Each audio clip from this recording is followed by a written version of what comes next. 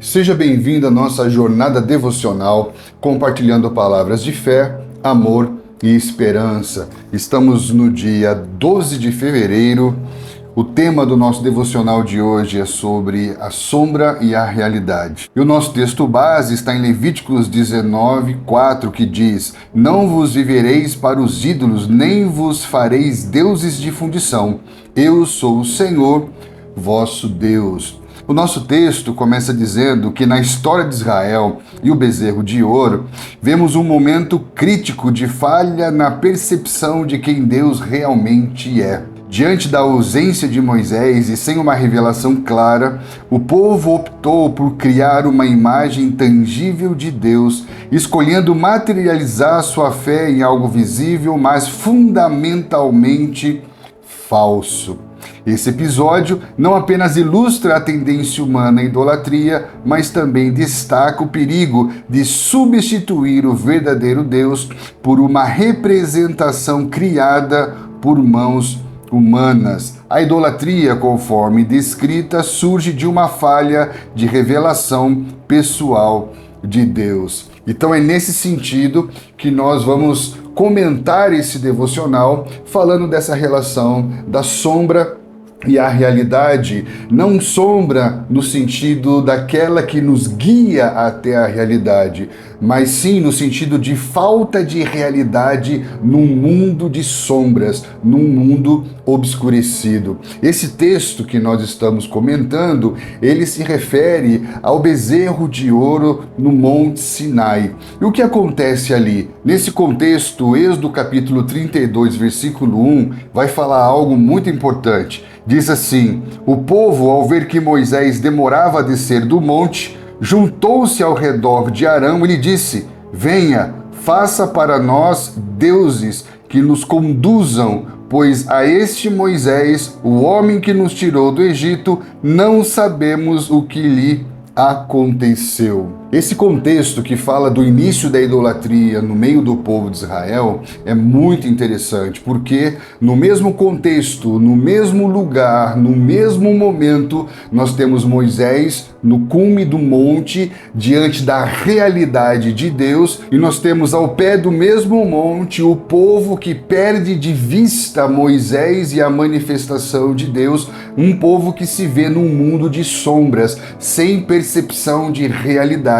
E a partir dessa falta de percepção da realidade, eles pedem para que se faça deuses para eles. Preste bem atenção, ele diz: faça para nós deuses, pois esse Moisés que nos tirou do Egito, nós não sabemos o que aconteceu com ele. Portanto, a idolatria nesse contexto, ela só confirma a condição do homem depois da queda, o homem que necessita de uma regeneração, o homem que precisa de iluminação para que possa ver a realidade como ela é. Nós já vimos aqui que João capítulo 1 fala que no princípio era o verbo era vida e a vida era a luz para todos os homens. Quando o homem perde a vida, ele também perde luz, e quando ele perde luz, ele perde percepção da realidade. Isso significa que quando seus olhos se abrem, não significa que esse homem passa a ver, mas ele perde a capacidade de ver a realidade como ela é. É como se o homem agora estivesse no escuro. Por isso que Romanos capítulo 1,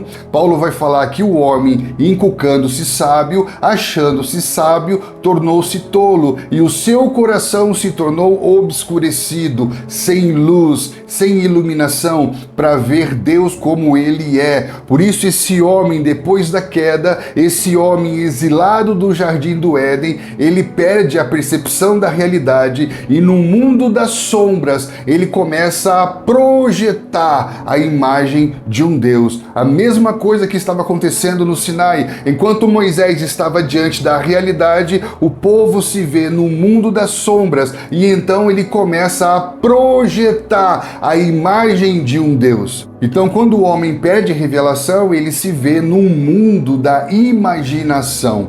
E onde que esse homem começa a imaginar? E nesse momento, precisamos entender algo muito importante, que antes de ser materializado o objeto da devoção, antes de ser manufaturado o bezerro de ouro, esse ídolo, essa imagem se levanta dentro do coração, porque o ídolo manufaturado, ele vai surgir nesse contexto como uma resposta ao anseio do homem por esse objeto de devoção. É como se o povo, olhando para o alto do monte, não ouvindo mais Deus e não vendo mais Moisés, declara: nós precisamos de deuses. Então entenda que os ídolos são primeiro levantados dentro do coração.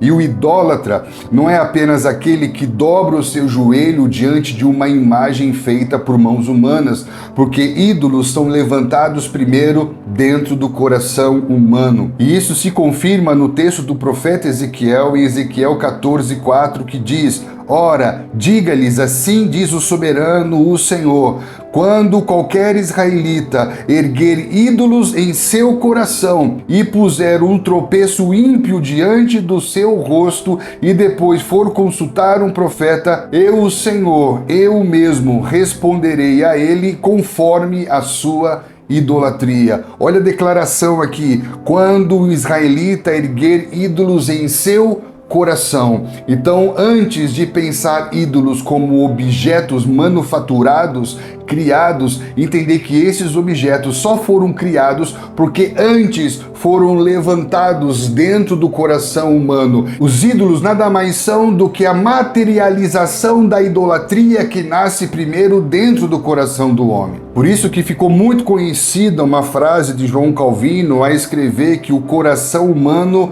é como uma fábrica de ídolos, onde sempre estamos criando substitutos para Deus. Inclusive, um outro teólogo brasileiro chamado Felipe Fontes vai destacar que essa idolatria no coração é inimiga e ignorada dentro da fé cristã contemporânea, porque muitas vezes os cristãos acham que estão adorando a Deus por não ter imagens de escultura, mas na verdade podem estar seguindo concepções, imagens e percepção distorcida da realidade sobre quem é Deus. Nós sabemos que antes da fundação do mundo, Deus nos escolheu nele para estarmos diante dele. Nós sabemos que fomos criados para a glória de Deus. A finalidade, o sentido da vida é a glória de Deus. E quando o homem, por causa do efeito da queda, se vê desconectado desse sentido glorificante, numa condição de abandono, de vazio, de obscuridade, de falta de percepção da realidade, ele precisa projetar o Deus tangível, a imagem palpável de um Deus que ele possa ver sem precisar de percepção espiritual. A imagem de Deus que substitua a realidade de Deus. Por isso que nós vamos definir idolatria como uma projeção imaginativa do nosso coração obscurecido. Quando eu perco percepção, quando eu perco revelação, eu vou projetar. É uma projeção imaginativa. Eu vou imaginar como Deus deve ser a partir de como eu me sinto. Conforme o homem vai se distanciando de Deus e vai perdendo a percepção da voz de Deus, da presença de Deus, nasce a necessidade de imaginar um Deus que esteja perto, que esteja presente. Faça-nos deuses, porque não sabemos. Portanto, a idolatria não nasce do conhecimento, mas nasce da ignorância. Por isso que Jesus diz para aquela mulher samaritana: não tem mais a ver com esse monte ou com aquele monte, não tem mais a ver com o palpável, mas tem a ver com adorar em espírito e em verdade, porque a adoração é espiritual, mas a idolatria ela é imaginativa. Por isso que Paulo vai falar que nós não seguimos mais ídolos mudos, que têm boca e não falam, olhos e não veem. Por quê? Porque eles não nascem da comunicação com o homem, eles nascem a partir de um homem que perdeu comunicação, o homem que perde a percepção de Deus, ele cria ídolos mudos, que não tem nada a dizer. Se ídolos não tem nada a dizer porque foram criados pelo próprio homem, de quem é a voz dos ídolos que falam com o homem? A voz do ídolo que fala com o homem nada mais é do que o eco da própria voz humana. Presta atenção, se os ídolos são mudos, a voz dos ídolos que criamos é a nossa própria voz, a voz das nossas paixões. Um ídolo é como um amigo imaginário. Por isso que nós falamos que um ídolo é como um amigo imaginário. A minha filha caçula, por causa da diferença de idade que ela tem para com as suas irmãs, ela acabou criando, quando pequena, um amigo imaginário. E uma coisa que acontecia é que o amigo imaginário nunca contrariava a sua vontade, até o dia em que ela mesma matou o seu amigo imaginário. Por que o seu amigo imaginário nunca contrariou a sua vontade? Porque ela criou o seu amigo imaginário. Por isso essa ideia de ídolos que apenas respondem aos nossos desejos nada mais são do que ídolos criados, e ídolos criados nascem mortos, porque eles não existem. São projeções imaginativas do nosso coração obscurecido, que por viver no mundo das sombras perdeu percepção da realidade. Quando nós entendemos esse princípio, muitas coisas começam a fazer sentido, porque no princípio Deus criou o homem segundo a sua imagem e a sua semelhança. O homem foi criado à imagem e à semelhança de Deus. Quando o homem se desconecta de Deus, o homem começa a criar deuses segundo a sua imagem e a sua semelhança. Basta você estudar as mitologias, você vai ver o homem criando os deuses segundo a sua imagem, deuses cheios de paixões, deuses em conflito, deuses em guerra. Por quê? Porque esses deuses foram criados à imagem e à semelhança do homem em conflito. Pelo fato do homem ter sido criado para adorar a Deus e servir a Deus, quando esse homem se desconecta da relação com Deus, ele não perde a sua natureza, ele continua adorando e servindo, porque isso fala sobre quem ele é. É um princípio inescapável. Por isso que Romanos capítulo 1 fala que o homem trocou a verdade pela mentira, o homem trocou a glória de Deus, o homem perdeu a glória de Deus, o homem trocou a glória de Deus, o homem perdeu a finalidade da existência, o sentido da vida, que é a glória de Deus, e passou a adorar e servir coisas criadas ao invés do Criador de todas as coisas. Ao invés do homem viver o sentido da vida, que é viver para a glória de Deus, esse homem agora começa a atribuir sentido da vida a coisas criadas, coisas que lhe servem, coisas que são para ele. Faça para nós deuses. Não se trata mais de nós vivermos para Deus, mas sim de criarmos deuses para nós. Ao invés do homem adorar e servir só a Deus, o homem começa a adorar e a servir aquilo que ele atribui como o sentido da sua vida. Wilson Porte, que também é um teólogo brasileiro, ele vai dizer que Deus é o grande eu sou. E Israel, assim como nós fazemos hoje, trocou o grande eu sou pelo grande sou eu. Deus verdadeiramente é grande, mas eu decido trocá-lo pelo meu próprio eu, dominado pelas paixões e inflado pela sua própria autoestima. Ele vai dizer que ao dar ouvidos à proposta da serpente de serem como Deus, conhecendo o bem e o mal, Adão e Eva vislumbraram a si mesmos e seus desejos como alvo maior da sua existência. A partir desse momento, eles abandonam o grande eu sou e vivem em função do grande sou eu. Percebe como a idolatria não se resume apenas ao objeto manufaturado da adoração, mas sim ao sentido que atribuímos para a nossa própria vida, aquilo que tem a nossa força, aquilo que tem a nossa energia, aquilo que traz sentido para o nosso dia a dia. Olha que interessante o que o poeta Ralph Waldo Emerson escreveu. Aquilo que domina as nossas imaginações e os nossos pensamentos determinará nossos amores e o nosso caráter. Portanto, compete a nós sermos cautelosos para com aquilo que adoramos, pois nos tornamos aquilo que adoramos. Ele está confirmando que todo mundo adora algo ou alguém. todo mundo está de joelhos diante de algo e alguém. Em segundo lugar, ele está confirmando que esse objeto da minha devoção vai modelar a minha identidade e o meu caráter. Por isso que o salmista vai dizer que como o seu ídolo se torna aquele que o adora. Um outro escritor chamado David Foster Wallace,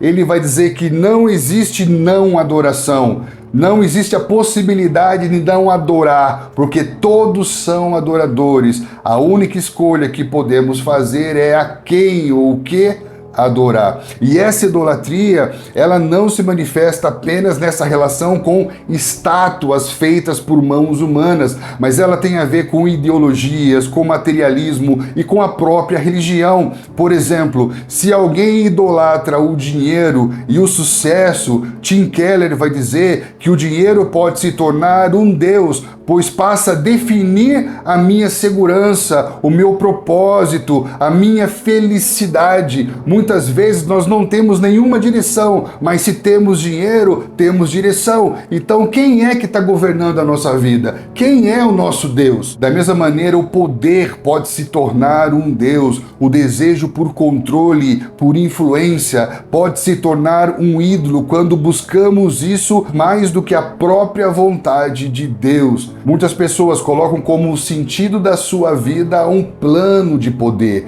e isso pode se tornar a sua religião, a sua idolatria. E isso está totalmente relacionado também com a idolatria política, que surge quando nós elevamos governos, líderes, ideologias, posicionamentos partidários, como se isso fosse salvador, como se isso fosse redentor, como se fosse messiânico. Isso também representa um nível de idolatria presente dentro desse mundo das sombras. Assim também como a idolatria sexual presente no culto ao prazer, do hedonismo que se dá por meio de pornografia, adultério e toda a busca incessante por satisfação dos desejos carnais. Por isso que no mesmo contexto de Romanos 1, que fala do homem que trocou a verdade pela mentira, adorando e servindo coisas, fala de como Deus entregou o homem às suas próprias paixões, aos desejos pecaminosos do seu coração. A questão é que seja o que for que você colocar como sentido da sua vida, nunca será o bastante. Quando você coloca o dinheiro como sentido da sua vida, você nunca terá o bastante. Quando você coloca a estética, a beleza como sentido da sua vida, você nunca será belo o bastante. Quando você coloca o intelecto, a razão, o conhecimento como sentido da sua vida, você nunca saberá o bastante. Até mesmo a religião, se ser um bom religioso se torna o sentido da vida, você nunca será bom o bastante. Por quê? Porque seja lá o que for que você colocar como sentido da vida, que não seja para a glória de Deus, isso será ainda um mundo das sombras. Será como andar tateando no escuro. Por isso que o objetivo desse devocional é entender que a idolatria pode estar mais perto de nós do que nós imaginamos e que precisamos mais do que nunca nos aprofundar nesse relacionamento pessoal e real com Deus, para que não venhamos nos perder em imagens criadas de Deus que não expressam a realidade de Deus. Sendo assim, a idolatria não se limita à imagem de um ídolo criado por mãos humanas, mas ela tem a ver com uma mentalidade, com uma visão de mundo baseada na centralidade da própria vontade. Se na falta da percepção de Deus o homem clama para que se faça deuses para si, é importante entender que a relação idólatra, ela é utilitária. Toda relação idólatra é utilitária porque está representada na apresentação da necessidade pessoal diante do suposto ídolo, na expectativa de que esse suposto ídolo traga a resolução do meu problema, sem o interesse de relação, de conhecimento desse ídolo. Por isso nós vamos ver nas mitologias essa relação do homem com o Deus da chuva, com o Deus da fertilidade, com o Deus da guerra, porque a mentalidade idólatra vai fazer com que o homem se relacione baseado na utilidade da divindade para com a sua necessidade. Nós temos um amigo que foi missionário na Bolívia e ele evangelizou uma comunidade que vivia do minério de uma montanha. Então eles eram devotos do Deus da montanha, para que o Deus da montanha lhe desse minério, porque eles viviam do minério. Olha como a mentalidade idólatra estabelece uma relação utilitária. Dentro da idolatria, você não tem uma relação pessoal, você não tem o interesse de conhecer o caráter desse Deus, porque a única coisa que você espera desse Deus é que ele responda à sua necessidade. Olha como muitas vezes nós podemos estar dentro de um contexto em que não temos ídolos produzidos por mãos humanas, mas podemos nos mover a partir da mesma mentalidade idólatra de lugares que têm ídolos feitos por mãos humanas. Por quê? Porque muitas vezes nós apenas queremos que ele responda o que precisamos, que ele fale o que queremos ouvir, que ele faça o que queremos que ele faça. E se ele não faz o que eu quero que ele faça, eu entro numa crise de fé, que na verdade não é uma crise de fé. Nós vamos ver no decorrer do ano que é uma crise de amor e de devoção. A grande pergunta é: quem está de joelhos diante de quem? Nós estamos de joelhos diante da Trindade e por meio de Cristo Jesus temos uma relação com Deus, conhecemos quem Ele é, conhecemos a Sua palavra, conhecemos a Sua vontade, somos transformados de glória em glória até que a imagem do Filho esteja em nós, ou nós colocamos um Deus, porque existe o único Deus e existem deuses criados por nós e para nós, e dentre esses deuses criados podemos colocar um Deus a serviço de nós para satisfazer as nossas próprias demandas, sem que haja em nós algum compromisso ou algum interesse em conhecê-lo, quem ele é, quais são as suas palavras e qual a sua vontade. Então, desta forma, essa mentalidade idólatra transforma o nosso coração numa fábrica de ídolos funcionais, ou seja, são deuses criados por nós e para nós, para o nosso proveito pessoal e satisfação pessoal, sem nenhuma preocupação com a glória de Deus, em que Deus seja glorificado. E isso vai fazer com que o homem continue no mundo das sombras, se distanciando cada vez mais da realidade de Deus. Portanto, concluindo, a maneira de rompermos com essa mentalidade idólatra é lembrando do nosso devocional de ontem, lembrando sobre uma coisa peço ao Senhor e a buscarei, que é a sua presença. Vencemos e rompemos com a idolatria quando nós redirecionamos todo o anseio do nosso coração para a presença de Deus. Por quê? Porque a idolatria surge justamente da sensação de ausência e perda de percepção da presença de Deus. Então ore para que Deus traga luz ao seu coração e sejam desmascarados todos os ídolos do nosso coração. O que domina os seus pensamentos,